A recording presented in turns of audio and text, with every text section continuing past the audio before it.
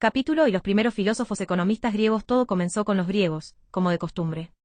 Los antiguos griegos Ron el pueblo de los primeros filósofos, Sofia, amor a la sabiduría, de la primera gente civilizada que empleó su razón para pensar de modo sistemático y con rigor sobre el mundo que le rodeaba y para preguntarse cómo obtener y verificar ese conocimiento.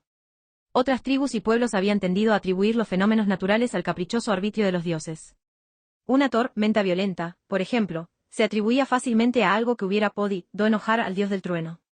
La forma de provocar la lluvia, o de apaciguar la violencia de los temporales, pasaba, por tanto, por descubrir qué actos humanos agradaban al dios de la lluvia o apaciguaban al dios del trueno. A tales gente se les hubiera antojado estúpido intentar descubrir las causas naturales de la lluvia o el trueno. Lo pertinente, en su lugar, era descubrir la voluntad de los dioses correspondientes, que pudieran querer y cómo satisfacer sus deseos.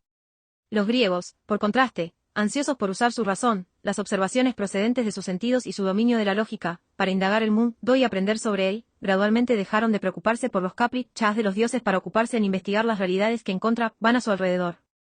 Bajo la dirección, en especial, del gran filósofo ateniense Aristóteles, 384 a 322 a.C., magnífico y creativo sistematizador que en épocas posteriores sería conocido como el filósofo, los griegos elaboraron una teoría, un modo de razonar y un método de hacer ciencia, que más tarde llegaría a denominarse la ley natural, la ambigüedad de la expresión, ley natural, con su sentido físico cosmológico y antropológico, se agrava al traducir del inglés por el adicional que en este cobra Natural Law como derecho natural. La traducción intenta interpretar cada caso. 1. La ley natural. La teoría de la ley natural descansa sobre la intuición fundamental de que ser necesariamente significa ser algo, esto es, una cosa o sustancia particular y concreta. No existe el ser en abstracto. Por tanto, todo lo que hay, existe o es, todo ente, es siempre algo particular, ya sea una piedra, un gato o un árbol.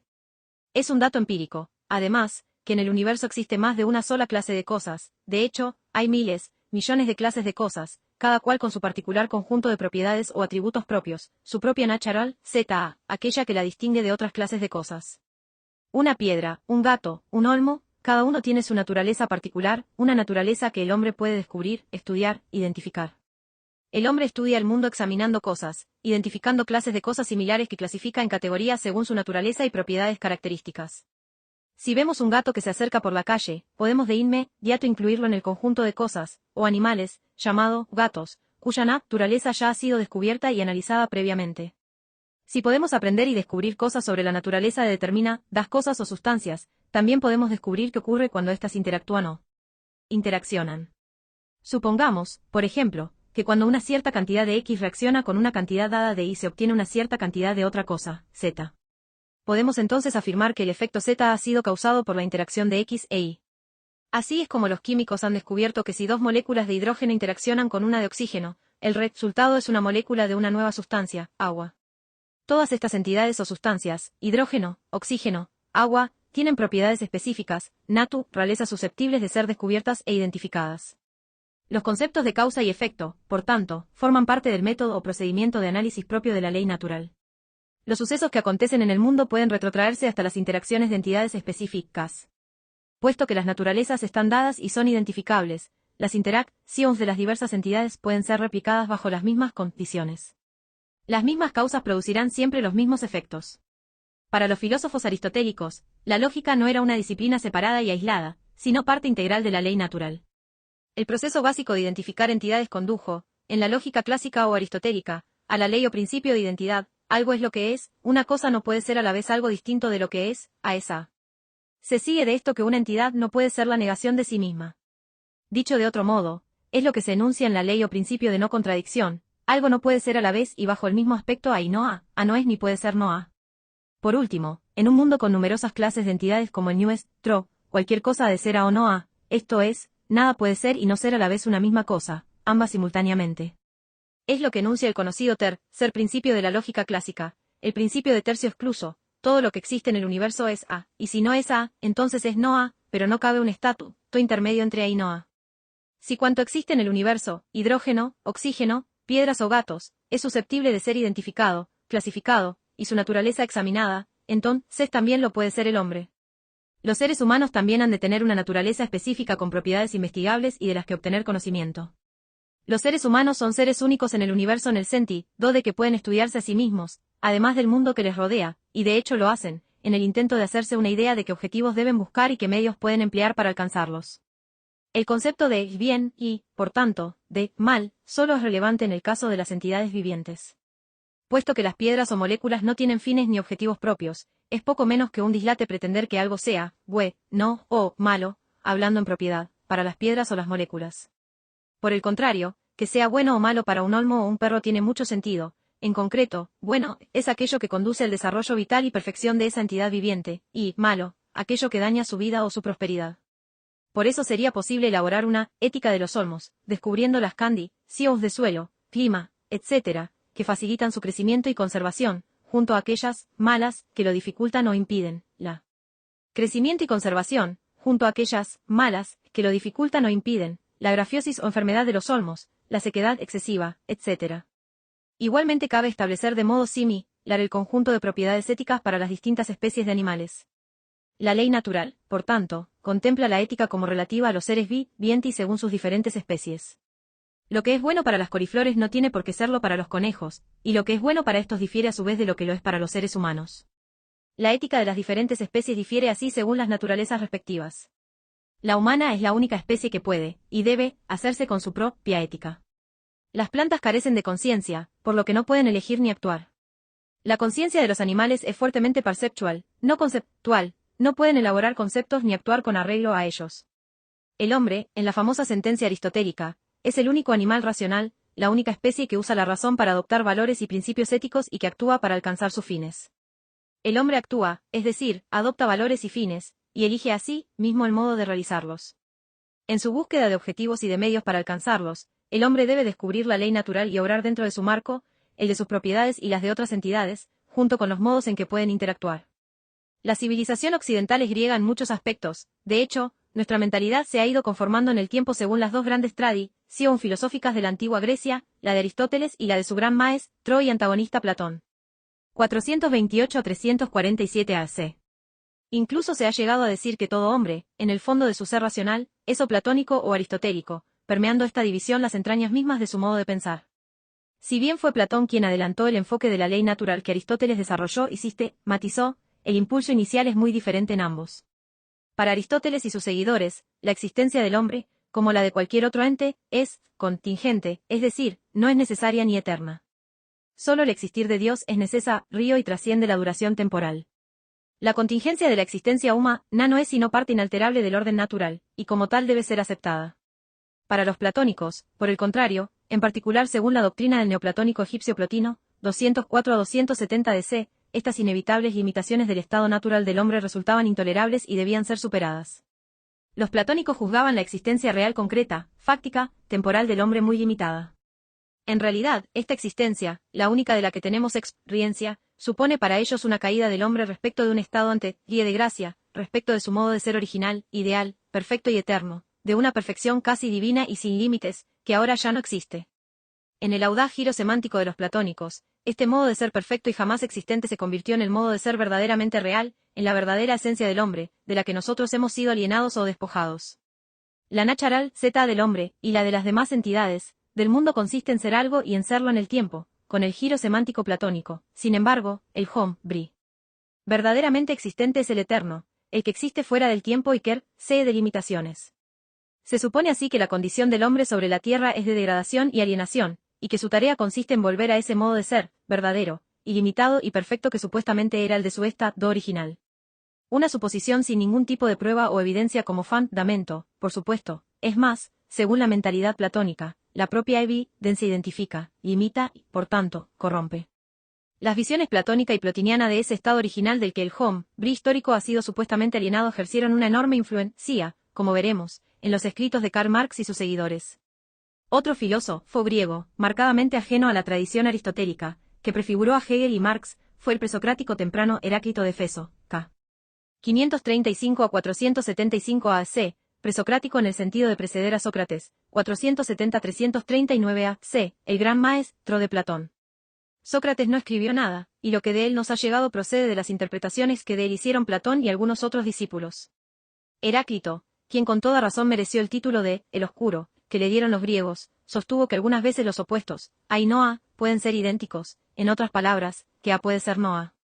Este desafío a la lógica elemental quizás pueda disculparse en alguien como Heráclito, que escribió antes de que Aristóteles desarrollara la lógica clásica, pero difícilmente puede excusarse en quienes le siguieron. 1-2 La política de la polis. Cuando el hombre torna el uso de su razón desde el mundo inanimado hacia sí mismo y la organización social, resulta difícil a la sola razón no ceder a la tentación de parcialidad y a los prejuicios del marco político de la época. Esto es especialmente cierto en el caso de los griegos, incluidos los socráticos, Platón y Aristóteles. En Grecia la vida estaba organizada en torno a pequeñas ciudades-estado, la polis, algunas de las cuales fueron capaces de construirse imperios ultramarinos. La mayor de ellas, Atenas, cubría un área de apenas 1000 millas cuadradas, la mitad del tamaño del actual Delaware. La clave de la vida política griega residía en que la polis estaba regida por una compacta oligarquía de ciudadanos privilegiados, grandes terratenientes en su mayoría. La mayor parte de la población la componían esclavos y residentes extranjeros, los metecos, que por lo general se ocupaban de las tareas manuales y las actividades comerciales, respectivamente. El privilegio de la ciudadanía se reservaba a los descendientes de los ciudadanos. Mientras las ciudades-estado griegas fluctuaban entre las más declaradas tiranías y las democracias, la más democrática, Atenas, por ejemplo, reservaba el privilegio de la participación democrática al 7% de la población, siendo el resto esclavos o metecos. De este modo, en la Atenas del siglo V a.C. no habría más de 30.000 ciudadanos, sobre una población total de 400.000 personas. Como terratenientes privilegiados que vivían de los impuestos y del trabajo de los esclavos, los ciudadanos atenienses disponían de ocio para votar y debatir, para dedicarse a las artes y la filosofía, a esta última en particular los más inteligentes. Aunque el filósofo Sócrates fuera hijo de un cantero, sus ideas políticas eran ultraelitistas. En el año 404 AC, el despótico estado de Esparta conquistó Atenas y estableció un gobierno de terror conocido como el régimen de los 30 tiranos. Cuando los atenienses acabaron con esta tiranía al cabo de un año y restablecieron la democracia, ejecutaron también al anciano Sócrates, en parte bajo sospecha de haber simpatizado con la causa espartana. Esta experiencia confirmó a su joven y brillante discípulo, Platón, vástago de noble familia ateniense, en lo que ahora se consideraría una divulgación ultraderechista por el gobierno aristocrático y despótico. Una década más tarde, Platón estableció su academia en las afueras de Atenas a modo de centro de pensamiento, dedicado no solo a la investigación y enseñanza de la filosofía abstracta, sino también a pergeñar programas de actuación política para imponer un régimen social despótico. Él mismo en persona intentó, por 3 veces y sin éxito, implantar un régimen despótico en la ciudad-estado de Siracusa, y nada menos que 9 de sus discípulos consiguieron establecer su tiranía sobre otras tantas ciudades griegas. Si bien Aristóteles era políticamente más moderado que Platón, su divulgación aristocrática era también palpable. Aristóteles nació en una familia aristócrata de la costera ciudad macedonia de Estagira, e ingresó en la academia como estudiante a los 17 años, en el 367 AC. Allí permaneció hasta la muerte de Platón 20 años más tarde, dejando Atenas para finalmente retornar a Macedonia, donde se unió a la corte del rey Filipo como tutor del futuro conquistador del mundo, el joven Alejandro Magno. Coronado Aristóteles regresó a Atenas en el 335 AC, estableciendo su propia escuela de filosofía en el Liceo. Allí escribió sus grandes obras, que nos han llegado como notas de clase redactadas por él o transcritas por sus estudiantes. A la muerte de Alejandro, en el 323 AC, los atenienses se sintieron libres para dar rienda suelta a su cólera contra macedonios y simpatizantes, y Aristóteles fue expulsado de la ciudad, muriendo poco más tarde en el ostracismo. Su inclinación aristocrática y su vida dentro de la matriz de una polis oligárquica tuvieron mayor repercusión en el pensamiento de los socráticos que las varias excursiones teóricas de Platón hacia utopías colectivistas de Dirchas o los intentos prácticos de sus estudiantes por establecer regímenes tiránicos. Es innegable que la posición social y la inclinación política de los socráticos afectaron a sus filosofías éticas y políticas tanto como a sus ideas económicas. Así, tanto para Platón como Aristóteles, el bien no era algo que hubiera de buscarse naturalmente de modo individual, sino, antes bien, únicamente en el contexto de la polis. La virtud y la vida buena estaban orientadas más hacia la polis que hacia el individuo. Todo esto equivale a decir que el pensamiento de Platón y de Aristóteles era estatista y elitista hasta la médula, de un estatismo que por desgracia impregnaría la filosofía clásica, griega y romana, e influiría fuertemente en el pensamiento cristiano y medieval. En su elaboración posterior, en la Edad Media primero y en los siglos XVII y XVIII después, la filosofía clásica de la ley natural nunca llegó a transformarse en una formulación de los derechos naturales del individuo, entendidos como derechos inalienables por otros sujetos individuales o por el gobierno. En el ámbito más estrictamente económico, el estatismo de los griegos indujo a la usual exaltación aristocrática de las virtudes asociadas a las artes militares y a la agricultura, así como un desprecio indiscriminado por el trabajo y el comercio, y por tanto por la ganancia y la búsqueda del beneficio. Sócrates, por ejemplo, despreciando abiertamente el trabajo manual por insano y vulgar, cita al rey de Persia con objeto de destacar la agricultura y la guerra como las más nobles de entre todas las artes. Y Aristóteles escribió que a ningún buen ciudadano se le debería permitir ejercer un empleo manual o cualquier tipo de tráfico comercial, por ser innobles y destruir la virtud. Más aún, la exaltación griega de la polis sobre los ciudadanos propició un estado de opinión poco favorable a la innovación económica y al espíritu empresarial. El empresario, el innovador dinámico, es a fin de cuentas el lugar por excelencia de la individualidad y la creatividad, y por tanto también con frecuencia el precursor del cambio social, a menudo, perturbador, aunque también lo sea del crecimiento económico. Ahora bien, el ideal ético griego y socrático no alentaba el despliegue y desarrollo de las propias posibilidades individuales, sino que más bien exigía una persona pública o política modelada para conformarse a las demandas de la polis. Ese tipo de ideal social estaba diseñado para promover una sociedad estática con posiciones políticamente determinadas, en absoluto una sociedad de individuos creativos, dinámicos e innovadores. 1.3 El primer de economista, Hesíodo y el problema de la escasez. Nadie debería caer en el error de pensar que los antiguos griegos eran economistas, en el significado moderno del término. En el curso de su pionera lucubración filosófica, sus cogitaciones sobre el hombre y su mundo produjeron fragmentos de pensamientos e intuiciones de carácter político-económico, e incluso, estrictamente económico. Lo que no escribieron per se, en cuanto tales, fueron tratados de economía en sentido moderno. Es cierto que el término económico es griego y procede de la economía griega, pero economía no significa economía en el sentido que hoy le damos, sino administración doméstica. De hecho, los tratados de economía de entonces trataban de lo que hoy podría llamarse el aspecto técnico de la organización del hogar, algo sin duda útil, pero que no hay que identificar con lo que hoy se entiende por economía. Cabe, además, el peligro, que por desgracia no han evitado muchos historiadores, por lo demás muy capaces, del pensamiento económico, de querer leer en esos antiguos fragmentos un conocimiento que la economía moderna no adquiriría sino muy posteriormente. Si bien está claro que no se debe preterir ningún gigante del pasado, también debemos evitar actualizarlos, agarrándonos a algunas oscuras sentencias, para consagrar supuestos pero inexistentes precursores de sofisticados conceptos modernos. El honor de haber sido el primer pensador económico griego corresponde al poeta Hesíodo, un boecio que vivió en la Grecia arcaica de mediados del siglo VIII a.C., en la pequeña pero autosuficiente comunidad Ría de Acra, a la que se refiere como un lugar inhóspito, en invierno, malo, en verano, duro, y bueno, nunca. Estaba así naturalmente familiarizado con el eterno problema de la escasez, de la tacañería de los recursos en comparación con la amplitud de los objetivos y deseos del hombre. Su gran poema, Los trabajos y los días, consiste en cientos de versos compuestos para su recitación por un solista con acompañamiento musical. Pero Hesíodo era un poeta más didáctico que lúdico, y a menudo interrumpía el argumento de su discurso para educar al público en la sabiduría tradicional o hacer explícitas algunas normas de conducta. De los 828 versos de que consta el poema, los primeros 383 se centran en el problema económico fundamental de la escasez de recursos a que se enfrenta el hombre en la persecución de sus numerosos fines y deseos. Hesíodo adopta el común mito religioso o tribal de la Edad Dorada, que refiere un supuesto estado original del hombre en un Edén o paraíso de abundancia ilimitada. En este Edén original no existía, obviamente, ningún problema económico, porque al no haber escasez todo deseo era al instante satisfecho.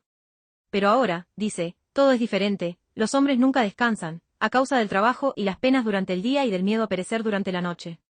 Este miserable estado responde a la omnipresente escasez resultante de la expulsión del paraíso original. Es ella, hace notar Hesíodo, la que obliga a asignar con eficiencia esfuerzo, materiales y tiempo. La escasez, además, solo puede ser parcialmente superada por una enérgica aplicación del esfuerzo y el capital. En particular, resulta crucial el esfuerzo, el trabajo, lo que lleva a Hesíodo a analizar los factores que pueden inducir al hombre a abandonar ese casi divino estado de ocio. El primero de ellos es, por supuesto, la necesidad de cubrir las urgencias vitales básicas. Felizmente ocurre que la necesidad se ve reforzada por la desaprobación social de la holganza y va también unida al deseo de emular los patrones de consumo de nuestros semejantes. Para Hesíodo, la emulación conduce al sano desarrollo del espíritu competitivo, el buen conflicto, fuerza vital que se moviliza para solventar el problema fundamental de la escasez. Para mantener la competición justa y armoniosa, Hesíodo excluye con vigor métodos injustos de adquisición de la riqueza como el robo, apelando a la regla de la ley e invocando el respeto a la justicia para establecer ese orden y armonía sociales en cuyo marco ha de expresarse el espíritu agonístico o de competencia. Debería estar ya claro que su visión del crecimiento económico, el trabajo y el rigor de la competencia era más optimista que la de Platón y Aristóteles, pensadores que aparecerían 3 siglos y medio más tarde y que eran, con mucho, filosóficamente más complejos. 1.4 Los presocráticos. El hombre está pronto al error e incluso a la insensatez, y por eso la historia del pensamiento económico no puede confinarse al estudio del crecimiento y desarrollo de las verdades económicas, sino que debe tratar también de los errores influyentes. Esto es, de aquellos que por desgracia inciden en posteriores desarrollos de la disciplina. Uno de los pensadores presocráticos, el filósofo griego Pitágoras de Samos, c. 582, k. 507 AC, fundó 2 siglos después de Hesíodo una escuela de pensamiento que sostenía que la única realidad significativa es el número. El mundo no solo es número, sino que cada número encarna cualidades morales y otras abstracciones. Así, la justicia, para Pitágoras y sus seguidores, es el número 4, y otros números tienen otras cualidades morales varias. Mientras que es indudable que Pitágoras contribuyó al progreso de las matemáticas, su misticismo numerológico bien podría haber sido caracterizado por el sociólogo de Harvard Peter M. Saroukin como un ejemplo seminal de cuantofrenia, o metromanía. Difícilmente puede ser una exageración ver en Pitágoras el embrión de las florecientes, y arrogantes hasta la desmesura, economía matemática y econometría modernas. Pitágoras contribuyó de este modo a un pensamiento filosófico y económico estéril y sin salida, que más tarde influiría sobre los desgarbados y falaces intentos de Aristóteles por elaborar una matemática de la justicia y del intercambio económico. El siguiente desarrollo positivo importante fue obra del presocrático, en realidad, contemporáneo de Sócrates, Demócrito, k. 460, k. 370 c. Este influyente investigador de Abdera fue en cosmología fundador del atomismo, doctrina que sostiene que la estructura última que subyace la realidad está compuesta por átomos que interaccionan. Demócrito aportó al desarrollo de la economía 2 importantes secuencias argumentales. En primer lugar, fundó la teoría del valor subjetivo. Los valores morales o éticos son absolutos, enseñaba, mientras que los económicos son necesariamente subjetivos. La misma cosa, escribió, puede ser buena y verdadera para todos los hombres, pero lo placentero difiere de uno a otro. No solo la valoración es subjetiva, sino que la utilidad de un bien también puede llegar a anularse y hasta hacerse negativa si su oferta resulta excesiva. Demócrito también señaló que si la gente contuviera sus demandas y reprimiera sus deseos, con lo mismo que ahora tiene se sentiría relativamente más rica, en vez de empobrecida. Es un nuevo reconocimiento de la natural zeta relativa de la utilidad subjetiva de la riqueza. Además, fue el primero en adelantar una noción rudimentaria de preferencia temporal, la intuición triaca de que la gente prefiere un bien presente a la expectativa de un bien futuro. Como explica, no es seguro que el joven vaya a alcanzar una edad avanzada, de ahí que el bien que ya se tiene sea superior al porvenir. Además de alumbrar la teoría de la utilidad subjetiva, su otra gran contribución a la economía fue la temprana defensa que hizo de un sistema de propiedad privada. En contraste con los despotismos orientales, en los que el emperador y los burócratas a su servicio poseían o controlaban toda la propiedad, Grecia descansaba sobre una sociedad y una economía en que predominaba el régimen de propiedad privada. Demócrito, que había podido contrastar la economía de propiedad privada de Atenas con el colectivismo oligárquico de Esparta, concluyó que la propiedad privada es superior como forma de organización económica. A diferencia de la propiedad comunal, la privada proporciona un incentivo para el esfuerzo y la diligencia, puesto que el ingreso derivado de la propiedad comunal reporta menor placer y el gasto menor dolor. El esfuerzo, concluye el filósofo, es más dulce que la holganza cuando uno gana para sí aquello por lo que se esfuerza o sabe que podrá disponer del producto de su esfuerzo. 1.5 La utopía colectivista de derechas de Platón. La búsqueda de Platón de una utopía jerárquica y colectivista encontró su expresión clásica en su famosa e influyente obra La República. Ahí, y después en las leyes, expone las líneas maestras de su ciudad-estado ideal, una polis en la que el gobierno oligárquico de derechas lo ejercen reyes filósofos guiados por sus colegas filósofos, lo que hipotéticamente garantiza que en los mejores y más sabios de la comunidad. Bajo los filósofos se encuentran, en esa jerarquía de coerción, los guardianes, soldados cuyo papel es atacar otras ciudades y territorios y defender la polis propia frente a la agresión externa. Sometido a ellos, a su vez, está el común de la gente, compuesto de despreciables productores, artesanos, campesinos y mercaderes que producen los bienes materiales de los que viven los filósofos y guardianes dominantes. Estas 3 grandes clases, se supone, reflejan, en una extrapolación precaria y perniciosa como pocas, el gobierno correcto del alma humana. Para Platón, cada ser humano está dividido en 3 partes, una necesitante, otra agresiva, y otra pensante, y la jerarquía debe ser, supuestamente, la razón primero, la agresividad después y, por último, el mugriento deseo, que es lo más bajo. Las 2 clases que realmente cuentan, pensadores y guardianes gobernantes, son forzadas a vivir, en el estado ideal de Platón, bajo el más estricto comunismo. Toda propiedad privada debe excluirse en la élite, todo ha de ser poseído en común, incluidas mujeres e hijos, y han de vivir y comer juntos, compartiéndolo todo.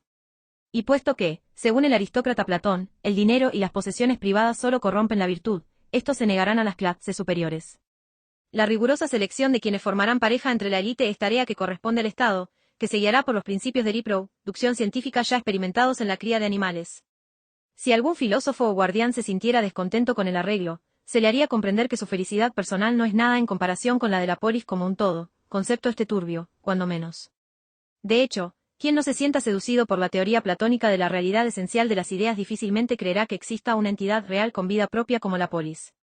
Muy al contrario, la ciudad-estado o comunidad consiste en individuos, que son los únicos que viven y eligen. Para mantener en el buen camino tanto a la élite gobernante como a las masas sometidas, Platón instruye a los gobernantes filósofos para que hagan correr la noble o piadosa mentira de que ellos, gobernantes filósofos, son descendientes de dioses, mientras que las otras clases son de inferior linaje. La libertad de expresión e investigación, como cabía esperar, son anatema. Las artes se miran con suspicacia. Y la vida toda de los ciudadanos queda sujeta a control policial para suprimir cualquier pensamiento o idea peligrosos que pudieran aflorar. No deja de asombrar que, con ocasión de organizar su clásica apología del totalitarismo, Platón contribuyera a la genuina ciencia económica, siendo el primero en exponer y analizar la importancia de la división del trabajo en la sociedad. Al estar su filosofía social fundada sobre la necesaria separación entre clases, Platón procedió a demostrar cómo tal especialización se funda en la naturaleza humana, en particular en su diversidad y desigualdad.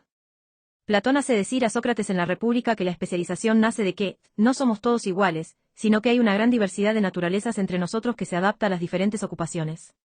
Como los hombres producen cosas diferentes, se intercambian de modo natural unos bienes por otros, con lo que la especialización necesariamente da paso al intercambio. Platón también señala que esta división del trabajo incrementa la producción de todos los bienes. No vio ningún problema, sin embargo, en la jerarquización moral de las distintas ocupaciones, con la filosofía ocupando el puesto superior, faltaría más, y el trabajo y el comercio mereciendo la calificación de actividades sórdidas e innobles. El uso del oro y la plata como moneda se aceleró enormemente con la invención de la acuñación en Lidia a comienzos del siglo VII a.C., extendiéndose rápidamente a Grecia el uso del metal acuñado. En consonancia con su menos precio por la ganancia monetaria, el comercio y la propiedad privada, quizá fue Platón el primer teórico en denunciar el uso del oro y la plata como moneda.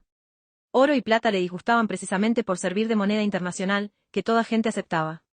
Puesto que los metales preciosos se aceptan universalmente y existen al margen del imprimatur del gobierno, el oro y la plata constituyen una amenaza potencial para la regulación económica y moral de la polis por sus gobernantes.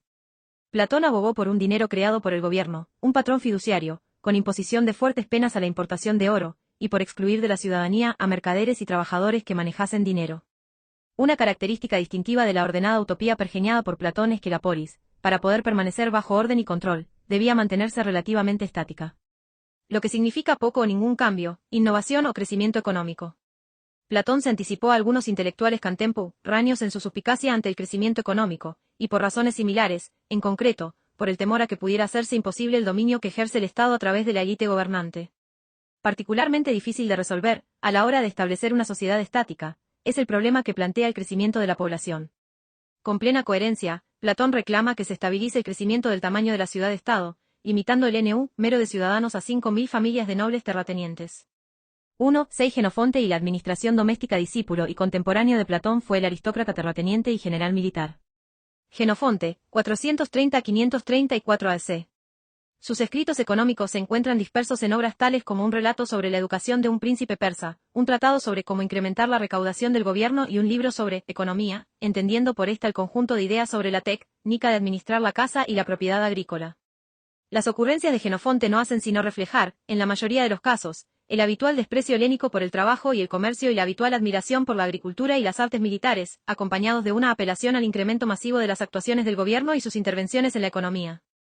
Eran estas, entre otras, las obras de mejora del puerto de Atenas, la construcción de mercados y hostales, la creación de una flota mercante estatal y el aumento sistemático del número de esclavos dependientes del gobierno. Entremezcladas en esta sucesión de trivialidades al uso, sin embargo, cabe encontrar también algunas intuiciones de interés en asuntos económicos. En su tratado sobre administración doméstica, por ejemplo, Jenofonte apunta que la riqueza debería definirse como recurso del que alguien dispone y sabe cómo usar. Así, algo cuyo propietario ignore cómo usar, o no pueda usar, en modo alguno puede decirse que forme realmente parte de su riqueza. Otra de sus intuiciones fue la anticipación del famoso dictam de Adam Smith según el cual la extensión de la división del trabajo en la sociedad está necesariamente limitada por la extensión del mercado para sus productos. En una importante edición, 20 años después de la República, a lo que dice Platón sobre la división del trabajo. Jenofonte toma nota de que, en un pueblo pequeño, el mismo artesano fabrica sillas y puertas, mesas y arados, y a menudo también construye casas, mientras que en las grandes ciudades, mucha gente realiza demandas sobre cada rama de la industria, por lo que, una sola ocupación, y a menudo hasta menos, es suficiente para mantener a un hombre. En las ciudades grandes, un hombre fabrica solo botas para varones, y otro, solo para mujeres, uno vive de cortar patrones y otro de coser las piezas. En otros sitios, Jenofonte destaca el importante concepto del equilibrio general como una tendencia dinámica de la economía de mercado. En esta línea, afirma que cuando hay demasiados obreros que repujan el cobre, las obras de cobre se hacen baratas, lo que arruina a quienes lo trabajan, que acaban por dedicarse a otras actividades. Algo similar ocurriría si se tratara de la agricultura o de cualquier otra industria. También hace notar con claridad que un incremento en la oferta de cualquier mercancía provoca una disminución en su precio. 1.7 Aristóteles, propiedad privada y dinero. Las ideas del gran filósofo Aristóteles son particularmente relevantes, ya que la influencia de todo su modo de pensar fue enorme, llegando incluso a ser dominante en el pensamiento económico y social de la Edad Media alta y baja, que se consideraban aristotélicas. Aunque Aristóteles, siguiendo en esto la tradición griega, se burlara de las actividades orientadas a la ganancia monetaria, y difícilmente quepa considerarle partidario del laissez-faire, expuso un convincente argumento en favor de la propiedad privada. Influido quizás por los argumentos a favor de esta elaborados por Demócrito, propinó un contundente ataque a la apología platónica del comunismo en las clases gobernantes. Aristóteles denunció el objetivo de Platón de alcanzar una perfecta unidad del Estado por medio del comunismo, señalando que una unidad tan extrema iría contra la diversidad de la humanidad y contra las ventajas recíprocas que cabe obtener del intercambio en el mercado. A continuación, compara punto por punto razones en favor de la propiedad privada frente a la comunal. En primer lugar, la propiedad privada es mucho más productiva, y por tanto facilita el progreso. Los bienes que son poseídos en común por un elevado número de personas reciben poca atención, puesto que la gente tiende a guiarse por su propio interés y descuida cualquier obligación cuyo cumplimiento pueda dejarse a otros. Por contraste, uno presta el mayor interés y cuidado a lo que es de su exclusiva propiedad. En segundo lugar, uno de los argumentos de Platón para favorecer la propiedad comunal es que ésta supuestamente conduce a la paz social, puesto que nadie envidiará o intentará hacerse con la propiedad de otro. Aristóteles replica que la propiedad comunal conducirá más bien a un conflicto continuo y agudo, puesto que cada cual se quejará de que ha trabajado más duro que los demás y ha obtenido menos que otros que han trabajado poco y se han aprovechado más del fondo común. Además, no todo crimen o revolución, declara Aristóteles, están motivados por razones económicas. Como agudamente señala, los hombres no se convierten en tiranos para escapar del frío. En tercer lugar, la propiedad privada está fuertemente implantada en la naturaleza humana. En el hombre, el amor a sí mismo, al dinero y a la propiedad están íntimamente ligados en un afecto natural a la propiedad exclusiva. En cuarto lugar, el gran observador del pasado y el presente que es Aristóteles no deja de apuntar que la propiedad privada ha existido siempre y en todas partes. Intentar imponer la propiedad comunal en la sociedad supondría menospreciar lo que es resultado de la experiencia humana para aventurarse en algo nuevo e inexplorado. Abolir la propiedad privada probablemente varía creando más problemas de los que resolvería. Por último, Aristóteles relacionó sus teorías económicas y morales a través de la brillante intuición de que solo la propiedad privada posibilita actuar moralmente, esto es, practicar las virtudes de la benevolencia y la filantropía. Forzar a una propiedad comunal destruiría tal posibilidad. No obstante su crítica a la obtención de ganancias monetarias, Aristóteles se opuso a cualquier limitación externa, a las que urgía Platón, sobre la acumulación individual de posesiones. Debía ser la educación, en su lugar, la que enseñara a la gente a contener voluntariamente sus deseos y, en consecuencia, a limitar su propia acumulación de riquezas. Con toda la coherencia de su defensa de la propiedad privada y su oposición a los límites coercitivamente impuestos sobre la riqueza, el aristócrata Aristóteles despreciaba el trabajo y el comercio tanto como sus predecesores. Por desgracia, no hizo sino plantear problemas a las generaciones futuras acuñando la falaz distinción proto-galbraithiana entre necesidades naturales, que deberían poder ser satisfechas, y deseos no naturales, que son ilimitados y a los que, por tanto, debería renunciarse. No existe ningún argumento plausible que muestre por qué han de ser naturales los deseos satisfechos mediante un trabajo o un comercio de subsistencia, y artificiales, no naturales, y, por tanto, reprensibles los satisfechos mediante intercambios monetarios mucho más productivos. Aristóteles denuncia sin más los intercambios por la ganancia monetaria como inmorales y no naturales, y en particular aquellas actividades como el comercio al por menor, el tráfico y el transporte comerciales, y el alquiler de mano de obra. Especial inquina sentía por el comerciante minorista, directamente al servicio del consumidor, que deseaba desapareciera para siempre. Aristóteles no es nada coherente en sus lucubraciones económicas.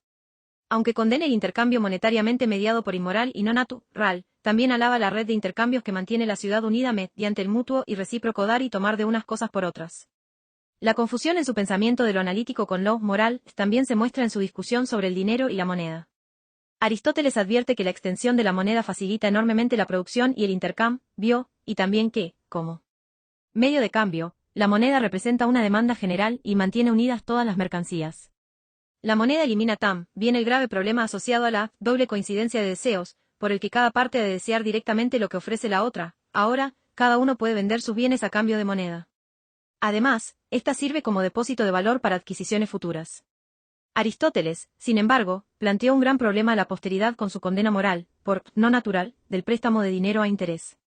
Puesto que el dinero no tiene un uso directo y se emplea solo para facilitar los intercambios, es estéril y no puede de por sí incrementar la riqueza. Por tanto, cargar interés, algo que Aristóteles pensó, erróneamente, que implicaba una productividad directa de la moneda, fue duramente condenado como contrario a la naturaleza. Aristóteles habría hecho mejor en evitar una condena moral tan precipitada e intentar imaginar por qué, de hecho, se cobra y paga universalmente un interés. ¿No podría ser que hubiera algo, natural, a fin de cuentas, en el pago de intereses? Si hubiera descubierto la razón económica para cobrar, y estar dispuesto a pagar un interés, quizás habría comprendido por qué tales cargas son morales y no van contra la naturaleza. Aristóteles, al igual que Platón, era hostil al crecimiento económico y favorecía una sociedad estática, lo que encaja bien con su oposición a las ganancias monetarias y a la acumulación de riquezas. Ignorando prácticamente la intuición del viejo Hesiodo de que el problema económico consiste en la asignación de recursos escasos para satisfacer demandas alternativas, tanto Platón como Aristóteles aconsejaron más bien la práctica de la virtud consistente en disminuir los propios deseos para ajustarlos a los recursos disponibles.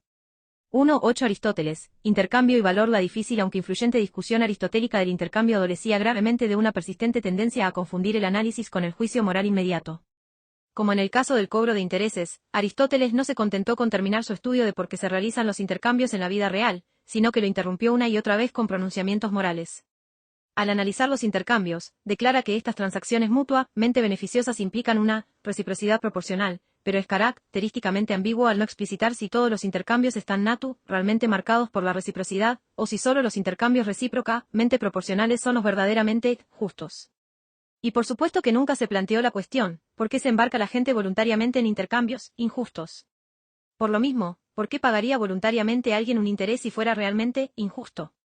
Para terminar de liar las cosas, Aristóteles, bajo la influencia de la mística numerológica pitagórica, introdujo términos matemáticos oscuros y ofuscantes en lo que sin ellos podría haber sido un análisis correcto. El único y dudoso beneficio de su contribución fue propiciar que los historiadores del pensamiento económico perdieran incontables horas de trabajo intentando intuir en sus galimatías un análisis moderno y sofisticado. Problema agravado por la lamentable tendencia de estos historiadores a pensar que los grandes pensadores del pasado son consistentes y coherentes, lo que a su vez constituye un fatídico error historiográfico. Por muy grande que un pensador pueda haber sido, nada impide que pudiera deslizarse hacia el error y la inconsistencia, e incluso llegar en ocasiones a escribir tonterías. Muchos historiadores del pensamiento parecen incapaces de admitir algo tan simple. La famosa discusión aristotélica de la reciprocidad en el intercambio que aparece en el libro V de la Ética a Nicómaco es un excelente ejemplo de esta deriva hacia la solemne tontería. Aristóteles habla de un albañil que intercambia una casa por los zapatos que fabrica un zapatero.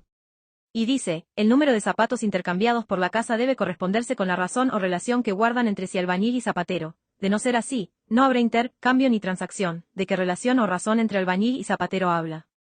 ¿Y cómo puede igualarse tal razón con otra entre zapatos y casas? ¿En qué unidades cabe expresar albañiles y zapateros? La respuesta correcta es que esto no significa nada, y que este particular ejercicio debería abandonarse como un lamentable ejemplo de cuantofrenia pitagórica. Sin embargo, distinguidos historiadores han querido ver en este pasaje tortuosas construcciones que convierten a Aristóteles en precursor de la teoría del valor basada en el trabajo de W. Stanley Jevons o de Alfred Marsal. La teoría del valor-trabajo aparece aquí bajo la injustificable suposición de que Aristóteles debe haber querido decir horas de trabajo empleadas por albañil y zapatero, mientras que Joseph Soudet cree ver las respectivas habilidades de ambos, que se miden a su vez por sus productos. Soudet finalmente seil con que Aristóteles es un antecesor de Jevons. A la vista de toda esta búsqueda a lo loco, es un placer leer el veredicto de tontería que emite Moses y Finlay, historiador económico de la Grecia antigua, y que sentencia a H. Joachim, distinguido erudito aristotélico, quien tuvo el coraje de escribir cómo se han de determinar los valores de los productores, y qué puede significar esa relación entre ellos. Debo confesar que en último término me resulta absolutamente ininteligible, una otra grave falacia vertida en el mismo párrafo de la Ética ha causado un daño incalculable durante siglos de pensamiento económico. Dice Aristóteles que, para que se produzca un intercambio, cualquier intercambio, un intercambio justo, los diversos bienes y servicios han de igualarse, frase que repite con machaconería. Esta igualación, o ecuación, que se exige es la que le voy a introducir las matemáticas y los signos de igualdad.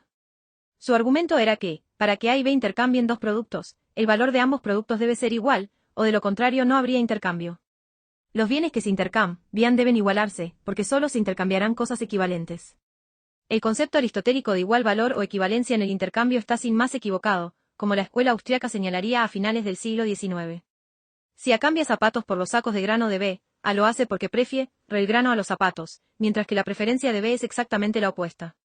Si se produce el intercambio, por tanto, no es porque éste implique una equivalencia o igualdad de valor, sino que más bien lo que implica es una desigualdad inversa de valores entre las partes que intercambian. Si yo compro un periódico por una cantidad de dinero, lo hago porque prefiero el periódico al dinero, mientras que el vendedor de prensa prefiere el dinero al periódico. Esta doble desigualdad de valoraciones subjetivas constituye la necesaria condición previa a cualquier intercambio. Si la ecuación de la razón del albañil respecto al zapatero es algo que más valdría olvidar, algunos historiadores también han querido ver en otras partes del análisis de Aristóteles elementos precursores de la economía de la escuela austriaca. Aristóteles afirma con claridad que el dinero representa la necesidad o demanda humana, que proporciona la motivación para el intercambio y mantiene unidas todas las cosas. La demanda depende del valor en uso o apetitividad de un bien. Aristóteles sigue a Demócrito al señalar que, una vez que la cantidad de un bien alcanza cierto límite, comienza a ser excesivo, por lo que su valor en uso cae bruscamente y acaba anulándose. Ahora bien, Aristóteles va más lejos que Demócrito al descubrir la otra cara de la moneda, que cuando un bien se torna más escaso, subjetivamente se hace más útil o valioso. En la retórica sostiene, por ejemplo, que lo que es raro es más valioso que lo que es abundante, y por eso el oro es mejor que el hierro, aunque sirva para menos cosas. Estas sentencias permiten advertir su correcta inferencia de la influencia de los diferentes niveles de oferta en el valor de un bien, e intuir al menos la teoría austriaca del valor basada en la utilidad marginal, de elaboración muy posterior, y su solución a la paradoja del valor. Estas alusiones y sugerencias de Aristóteles tienen su interés, aunque difícilmente pueden unas pocas líneas fragmentarias dispersas entre varias obras convertirle en estricto precursor de la escuela austriaca. Curiosamente, quizás lo sea en un aspecto que solo recientemente ha llamado la atención de los historiadores, a saber, el del fundamento de la teoría austriaca de la productividad marginal, el proceso en virtud del cual el valor de los productos fina se imputa a los medios, o factores, de producción. En sus casi desconocidos tópicos, así como en su posterior retórica, Aristóteles se embarca en un análisis filosófico de las relaciones entre los fines humanos y los medios por los que estos se intentan satisfacer. Estos medios, o instrumentos de producción, derivan su valor necesariamente del de los productos finales que resultan de utilidad a los hombres, los instrumentos de acción. Cuanto mayor sea la apetitividad o valor subjetivo de un fin, mayores serán la apetitividad o valor de los medios que a él conducen. Más importante aún, Aristóteles introduce el elemento marginal en su imputación al argumentar que si la adquisición, o la adición, de un bien a otro bien ya deseable se produce un resultado más deseable que si se añadiera un bien B, entonces el bien A es más valorado que el bien B. En palabras suyas, juzga por medio de una adición, y comprueba si la adición de A la misma cosa que B hace que el conjunto sea más deseable que la adición de B. Aristóteles también introdujo un concepto más específicamente pre-austriaco o pre-bombacuerquiano al insistir en el diferente valor de la pérdida, más que la adición de un bien. El bien A es más valorado que el B, si la pérdida de A se juzga más lamentable que la de B. Como dice con claridad, el bien mayor es aquel cuyo contrario es el mal mayor, aquel cuya pérdida nos perjudica más. Asimismo, Aristóteles advirtió la importancia de la complementariedad de los factores económicos productivos en la imputación de su valor. En las labores de carpintería, dice, vale más una sierra que una hoz, pero en otros oficios no es así. También señaló que un bien con muchos usos potenciales será más deseable o valioso que otro con un único uso. Quienes critican la relevancia de este análisis para la economía aducen que, con la excepción de este pasaje sobre la sierra y la hoz, Aristóteles no hizo aplicación económica alguna de su amplio tratamiento filosófico de la imputación. Pero esta acusación no advierte cuál es la cuestión crucial para los austriacos, que ha sido expresada con particular fuerza y grado de elaboración por Ludwig von Mises, economista austriaco del siglo XX, que la teoría económica no es sino una parte, un subconjunto, de un análisis praxeológico más amplio de la acción humana. Al analizar las implicaciones lógicas del empleo de medios para alcanzar un fin en cualquier acción humana que se considere, Aristóteles estaba empezando a poner, casi 2000 años antes, y de un modo brillante, los fundamentos de la teoría austriaca de la imputación y de la productividad marginal. 1.9 El colapso después de Aristóteles no deja de llamar la atención que el gran estallido del pensamiento económico en el mundo antiguo no abarcara más que 2 siglos, los siglos V y IV antes de la era cristiana, y tuviera lugar únicamente en Grecia. El resto del mundo antiguo, e incluso la Grecia anterior y posterior a esos siglos, fue básicamente un desierto en lo que respecta al pensamiento económico. De las grandes civilizaciones antiguas de Mesopotamia o la India no salió nada relevante, y apenas nada, a no ser pensamiento político, de la multisecular civilización china. Sorprende que en estas civilizaciones no emergiera ningún pensamiento económico, o que éste fuera en todo caso muy escaso, a pesar de que las instituciones económicas del comercio, el crédito, la minería, las manufacturas artesanales, etc., con frecuencia estuvieran en ellas muy avanzadas, incluso más que en Grecia. Es esta una indicación importante de que, en contra de lo sostenido por marxistas y otros partidarios del determinismo económico, el pensamiento y las ideas económicas no emergen simplemente como reflejo del desarrollo de las instituciones económicas. No hay ningún método que permita a los historiadores del pensamiento penetrar por completo en los misterios de la creatividad del alma humana y de ese modo poder explicar plenamente este florecimiento relativamente breve del pensamiento humano. Pero con seguridad no es accidental que fueran los filósofos griegos quienes nos proporcionasen los primeros fragmentos de teoría económica sistemática, porque tampoco existía prácticamente filosofía en el resto del mundo antiguo ni en Grecia antes de esa era. El objetivo del pensamiento filosófico es penetrar las divagaciones ad hoc de la vida cotidiana para alcanzar verdades que trasciendan los accidentes concretos de espacio y tiempo. La filosofía llega a verdades sobre el mundo y la vida humana que son absolutas, universales y eternas, al menos, mientras duren el mundo y la humanidad. La filosofía llega, en breve, a un sistema de leyes naturales. Pero el análisis económico no es sino un subconjunto de tal investigación, porque la teoría económica genuina solo puede avanzar más allá de los variables sucesos cotidianos mediante la penetración de verdades sobre la acción humana que sean absolutas, inmutables y eternas, que no estén afectadas por los cambios de lugar o de tiempo. El pensamiento económico, al menos el correcto, es de suyo un subconjunto de las leyes naturales en su propio campo de investigación. Si recordamos los fragmentos de pensamiento económico aportados por los griegos, las ideas de Siodo sobre la escasez, de Demócrito sobre el valor y la utilidad subjetiva, de Platón sobre la influencia de la oferta y la demanda, y de la preferencia temporal, sobre el valor, de Jenofonte sobre la división del trabajo, de Platón sobre las funciones de la moneda, de Aristóteles sobre la oferta y la demanda, el dinero, el intercambio y la imputación del valor desde los fines a los medios, se advierte que todos ellos se centraban en las implicaciones lógicas de unos pocos axiomas, en gran medida empíricos, sobre la vida humana, la existencia de la acción humana, la eterna búsqueda de objetivos empleando medios escasos, la diversidad y las desigualdades entre los hombres. Son axiomas ciertamente empíricos, pero tan generales y omnipresentes que cabe aplicar a toda la vida humana, en cualquier tiempo o lugar. Una vez articulados y presentados, impelen al asentimiento de su verdad por un golpe de reconocimiento, una vez articulados, se convierten en evidentes para la mente humana. Puesto que quedan establecidos así como ciertos y apodícticos, cabe recurrir a los procesos de la lógica, de suyo universales y apodícticos, que trascienden el espacio y el tiempo, para deducir conclusiones absolutamente verdaderas. Este método de razonamiento, de la filosofía y de la economía, pese a ser tanto empírico, por derivarse del mundo, como verdadero, contradice directamente las modernas filosofías de la ciencia. En el positivismo moderno, o neopositivismo, por ejemplo, la evidencia es mucho más restringida, pasajera y mutable. Para gran parte de la economía moderna, utilizar el método positivista, la evidencia empírica, equivale a acumular sucesos económicos estrechos y aislados, cada cual concebido como una unidad homogénea de información, supuestamente susceptible de ser utilizada para probar, confirmar o refutar las hipótesis económicas.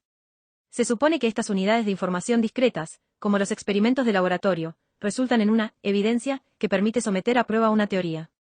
El positivismo moderno no está en condiciones de comprender o manejar un sistema de análisis, sea la filosofía clásica griega o la teoría económica, que se funde sobre deducciones a partir de axiomas fundamentales tan ampliamente empíricos como para ser virtualmente evidentes de por sí una vez articulados.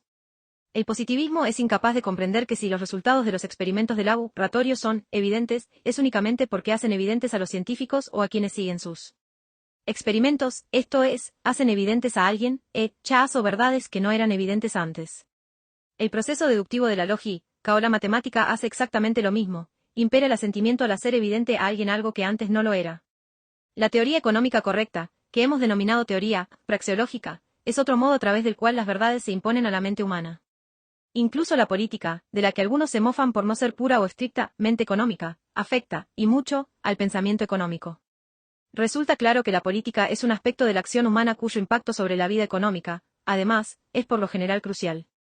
Se puede llegar, y se ha llegado de hecho, a derivar verdades eternas de ley natural sobre los aspectos económicos de la política, verdades que no cabe preterir en el estudio del desarrollo del pensamiento económico.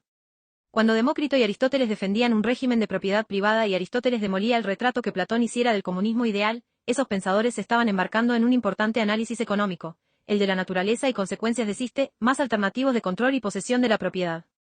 Con Aristóteles culminan tanto el pensamiento económico antiguo como la filosofía clásica.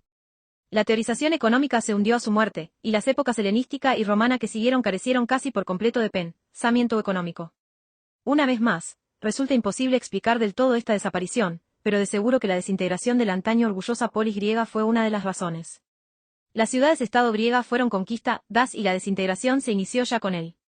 Imperio de Alejandro, en vida, incluso, de su mentor Aristóteles. Finalmente, muy disminuida en riqueza y prosperidad económica, Grecia acabó siendo absorbida por el Imperio romano. No debería sorprender, por tanto, que las únicas referencias a asuntos económicos fueran los desesperados consejos de varios filósofos griegos en un vano urgir a sus seguidores a resolver el agravado problema de la escasez con el recurso a una drástica contención de los deseos. Dicho en plata, si estás en la miseria y te atenas a la pobreza, acepta tu suerte como el inevitable destino del hombre e intenta no desear más de lo que tengas. Este consejo de desesperanza y desesperación lo predicaron Diógenes, 412 a 323 a.C., fundador de la escuela cínica, y Epicuro, 343 a 70 a.C., fundador de la escuela epicúrea. Diógenes y los cínicos practicaron esta cultura de la miseria hasta el extremo de adoptar el nombre y género de vida de los perros, con el propio Diógenes haciendo de un tonel su casa. En consonancia con este modo de vida, Diógenes denunció a Prometeo, héroe mitológico griego que robó el don del fuego a los dioses e hizo con ello posible la innovación, el crecimiento del conocimiento y el progreso de la humanidad. Por esta fatídica gesta, sentencia Diógenes, Prometeo se hizo con toda razón acreedor al castigo de los dioses. Bertrand Russell lo resume así. Aristóteles es el último filósofo griego que se enfrenta al mundo con optimismo. A su muerte, todos, en una forma u otra, adoptan una filosofía de retirada. El mundo es malo, aprendamos, pues, a ser independientes de él. Los bienes externos son precarios, donde la fortuna no recompensa de nuestros esfuerzos. La escuela de filósofos griegos más interesante e influyente después de Aristóteles fue la de los estoicos, fundada por Zenón de Sitio, c. 336 a 264 a.C., quien se presentó en torno al año 300 a en Atenas para enseñar ante el pórtico pintado, Stoua Poikie, que daría nombre a su secta. Si bien comenzaron como un rebrote cínico, predicando la limitación de los deseos ante los bienes mundanos, adoptaron una línea más optimista a partir de Crisipo, 281 a 208 a.C., el segundo gran fundador de la escuela. Donde Diógenes había predicado que el amor al dinero era la raíz de todo mal, Crisipo replicó que, quien no sea tonto dará 3 volteretas si se le paga lo suficiente. Crisipo también era bastante sensato al reconocer la desigualdad y diversidad inherentes al hombre, nada, señala, puede evitar que unas localidades del teatro sean mejores que otras. Los estoicos realizaron su contribución más importante en cuestiones de filosofía ética, política y jurídica, siendo los primeros en desarrollar y sistematizar el concepto y la filosofía de la ley natural, especialmente en el campo jurídico. Las filosofías moral y jurídica de Platón y Aristóteles estaban íntimamente ligadas a la polis griega a la que ambos estaban políticamente circunscritos. Para los socráticos, el locus o lugar propio de la virtud humana era la polis, no el individuo. Pero la destrucción o subyugación de la polis griega después de Aristóteles liberó el pensamiento de su encadenamiento político, quedando libres los estoicos para emplear su razón en elaborar una doctrina del derecho natural que no estuviera centrada en la polis sino en cada individuo, y que no se circunscribiera a un estado, sino que abarcara a todos. En resumen, en manos de los estoicos el derecho natural se convirtió en absoluto y universal, trascendiendo las barreras políticas y las limitaciones accidentales de tiempo y lugar. La ley y la ética, los principios de la justicia, se hicieron transculturales y transnacionales, aplicables a todo ser humano, siempre y en todas partes. Además, como todo hombre tiene la facultad de razonar, puede emplearla para comprender las verdades de la ley natural. La implicación más importante de todo esto para la política es que el derecho natural, la ley moral propiamente dicha, justa, descubierta por la razón humana, puede y debe ser usada para emprender la crítica moral de las leyes positivas promulgadas por cualquier ciudad o estado. Por primera vez, la ley positiva quedó permanentemente sujeta a una crítica trascendente basada en la universal y eterna naturaleza del hombre. El cosmopolita rechazo estoico a los estrechos intereses de la polis no fue ajeno al hecho de que muchos de ellos eran orientales procedentes de fuera de la Grecia continental. Zenón, el fundador, descrito como alto, enjuto y de tez oscura, era originario de Sitio, en la isla de Chipre. Muchos, Crisipo incluido, procedían de Tarso de Cilicia, cerca de Siria, en Asia Menor. Los epígonos del estoicismo griego se concentraron en Rodas, una isla frente a las costas del Asia Menor continental. El estoicismo duró 500 años, pasando lo más granado de su doctrina de Grecia a Roma. Los últimos estoicos, durante los 2 primeros siglos de la era cristiana, fueron más romanos que griegos. El gran transmisor de las ideas estoicas de Grecia a Roma fue Marco Tulio Cicerón, 106 a 43 a.C., famoso estadista, jurista y orador romano. Siguiendo a Cicerón, las doctrinas del derecho natural estoicas influyeron enormemente en los juristas romanos de los siglos II y III de la era cristiana, ayudando a conformar las grandes estructuras del derecho romano que permearían toda la civilización occidental.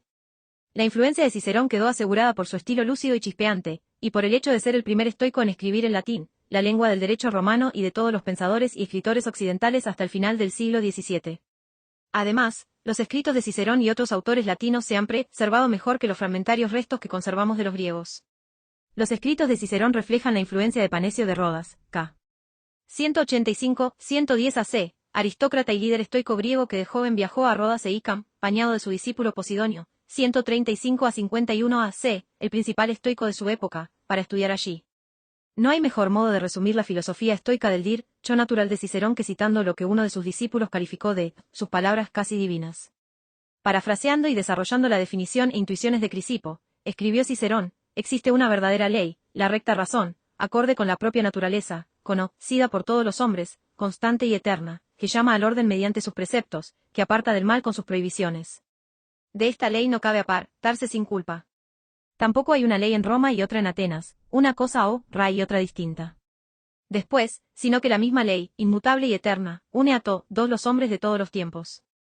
Y hay un único, como si dijéramos, maestro y gobernante, Dios, el autor y promulgador de esta ley, que mueve a su cumplimiento.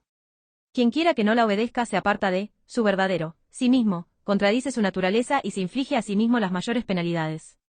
Cicerón también contribuyó al pensamiento occidental con una parábola antiestatista que resonó durante siglos, en la que muestra la naturaleza de los dirigentes del Estado nada menos que como la de unos piratas a gran escala. Cicerón cuenta la historia de un pirata conducido a presencia de Alejandro Magno. Cuando Alejandro, recriminándole sus actos de piratería y bandidaje, le preguntó qué impulso le movía a hacer inseguro el mar con su pequeño barco, el pirata mordazmente replicó: el mismo que te mueve a ti, Alejandro, a hacer inseguro el mundo entero. A pesar de la importancia de sus contribuciones a la filosofía moral y jurídica, ni estoico ni romano alguno aportó nada significativo al pensamiento económico. Sin embargo, el derecho romano influyó intensa y ampliamente en los posteriores desarrollos legales de Occidente.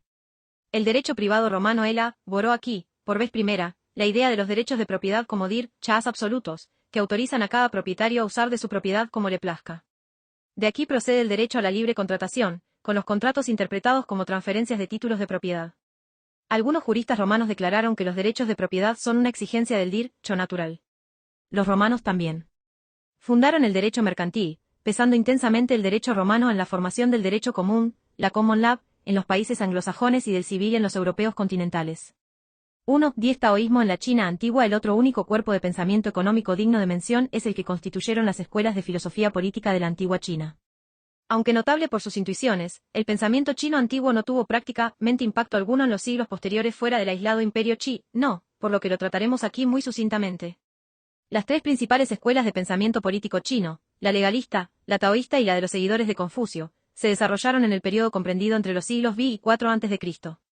En líneas generales, la legalista, la última de las tres grandes escuelas, simplemente buscaba maximizar el poder estatal, aconsejando a los gobernantes modos de aumentar su poder.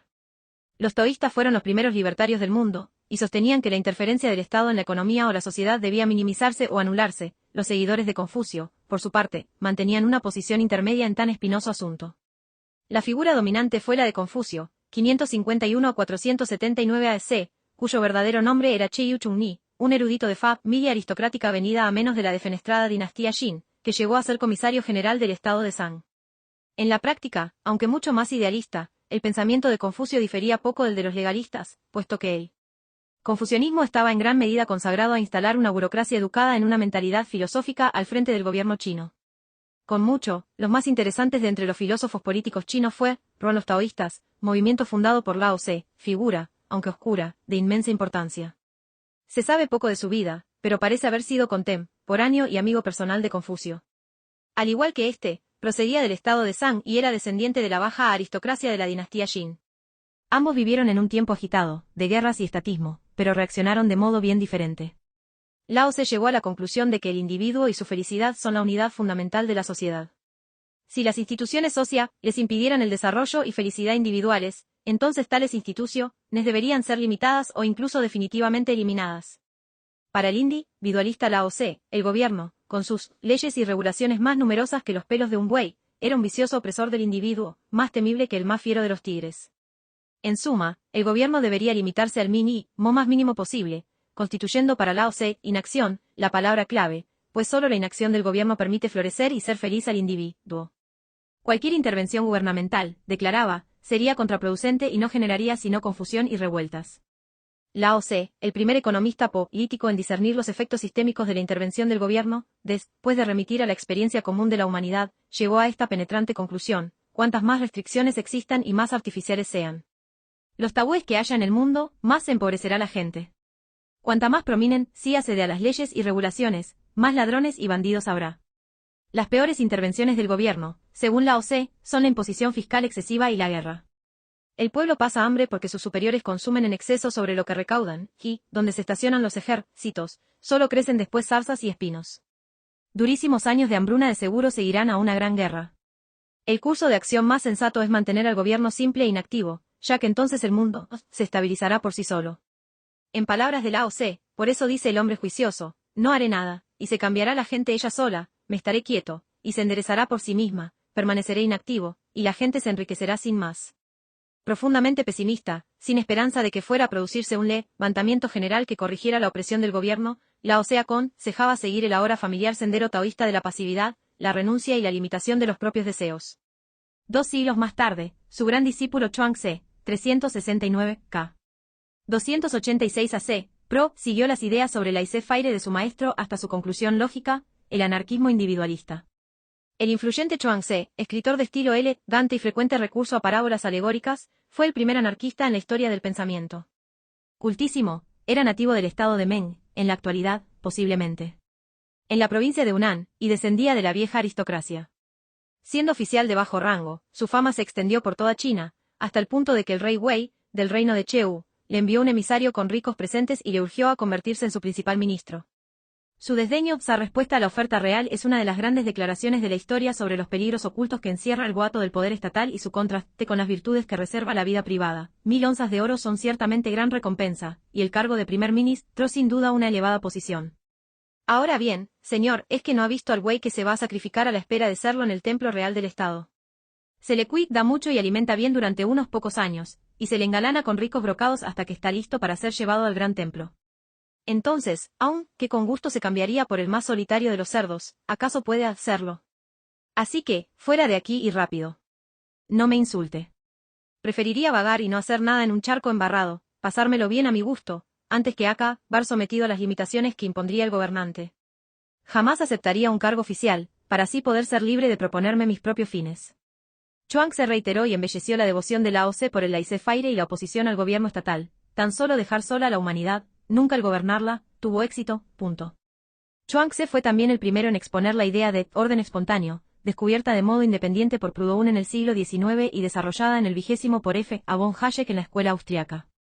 En palabras de Chuang Tse, el buen orden resulta espontáneamente cuando se dejan las cosas a sí mismas. Ahora bien, si es cierto que la gente, en su libertad natural, puede conducir perfectamente su propia vida, las reglas del gobierno y sus edictos distorsionan la naturaleza en un artificial lecho procrustiano. Como dice Chuang Tse, la gente común tiene una naturaleza constante, hila y se viste, ara y se alimenta, en lo que cabría llamar su libertad natural. En su libertad natural, esta gente nació y murió a su suerte, sin sufrir restricciones ni limitaciones, nunca fue levantisca ni rebelde. Si a los gobernantes les diera por establecer leyes y ritos para gobernar a esta gente, no sería muy diferente de pretender alargar las cortas patas de los patos o recortar las largas zancas de una garza, o de poner ronzal a un caballo. Tales reglas no solo no servirían para nada bueno, sino que causarían muchísimo daño. En suma, concluye Chuang Tse, el mundo simplemente no necesita de gobierno, y de hecho no debería ser gobernado. Chuang Tse probablemente fuera, además, el primer teórico en ver al Estado como un gran bandolero. Un ladronzuelo de 3 al cuarto acaba en prisión. Un gran bandido acaba de jefe de Estado. O sea, que la única diferencia entre un jefe de Estado y el jefecillo de una banda es el tamaño de su botín. El tema del gobernante conceptuado como ladrón sería repetido, como hemos visto, por Cicerón, y más tarde por los pensadores cristianos de la Edad Media, aunque por supuesto estos llegaron a las mismas conclusiones por caminos diferentes. El pensamiento taoísta floreció durante varios siglos, culminando con Pao Ching-shen, pensador decididamente anarquista que vivió a comienzos del siglo IV a.C. y de cuya vida apenas se sabe nada. Pao, siguiendo a Chuang Tse, comparaba el idílico modo de vida de los tiempos antiguos, sin dirigentes ni gobernantes, con la miseria infligida por estos en su época. En los primeros días, escribió, no había dirigentes ni administradores. La gente cavaba pozos y bebía, araba campos y comía. Cuando el sol despuntaba iban a trabajar, cuando se ponía, a descansar. seguían su parecer plácida, mente y sin estorbos, consiguiendo en gran medida ser felices. En la era sin Estado, no había guerras ni desórdenes, cuando no había caballeros ni mesnadas que reunir no cabía hacer la guerra. Aún no se concebía abusar del poder para beneficiarse a costa de otros. No había desastres ni desmanes. No se usaban escudos ni lanzas, ni se construían murallas ni fosos. La gente comía y se divertía, no tenía preocupaciones y vivía contenta. Pero en este idílico cuadro de paz y contento, escribe Pao Ching-shen, APA, reció la violencia y el engaño instituidos por el Estado. La historia del Goubie no es la historia de la violencia, de la expoliación del débil por el fuerte, de malvados tiranos que se embarcan en orgías de violencia, y que, al tener el poder, pueden dar rienda suelta a todos sus deseos. Además, la institucionalización de la violencia por el gobierno condujo a que los minúsculos órdenes de la vida diaria se intensificaran y expandieran enormemente, obrando una dimensión mucho mayor. Como dice Pao, las disputas entre gente corriente son asunto trivial, ya que, ¿qué consecuencias puede originar un enfrentamiento a ese nivel? Esa gente no tiene tierras inmensas que despierten la avaricia, ni autoridad para lograr sus propósitos. Su poder no les permite reunir masas en pos de ellos, ni imponer respeto a las reunidas por sus oponentes. ¿Cómo van a compararse con una manifestación de furia real, capaz de desplegar ejércitos y batallones, y de hacer que gente sin enemigos ataque estados que no les han hecho nada? A la habitual acusación de haber pasado por alto que existen gobernantes buenos y benévolos, Pao replica que el gobierno mismo es una violenta explotación del débil por el fuerte. Es el sistema en sí mismo lo que constituye el problema, ya que el objetivo del gobierno no es favorecer a la gente, sino controlarla y saquearla. Ningún gobernante puede compararse en virtud al que simplemente no gobierna. Pao Ching-shen también emprendió un estudio magistral de psicología política al señalar que la propia existencia de la violencia institucionalizada por el Estado provoca imitación entre la gente.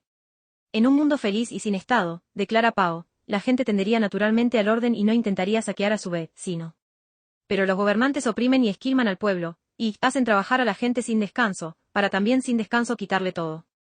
De esta guisa, se incita al robo y bandidaje al pueblo descontento, y los bandidos, al robar armas y armaduras en un principio pensadas para pacificar, intensifican el saqueo. Todo esto ocurre porque hay gobernantes. La idea habitual de que se necesita un gobierno fuerte para combatir las revueltas populares, concluye Pao, comete el grave error de confundir la causa con el efecto. En el ámbito más estrictamente económico, el único chino con ideas notables fue Sima Cheien, 145 k.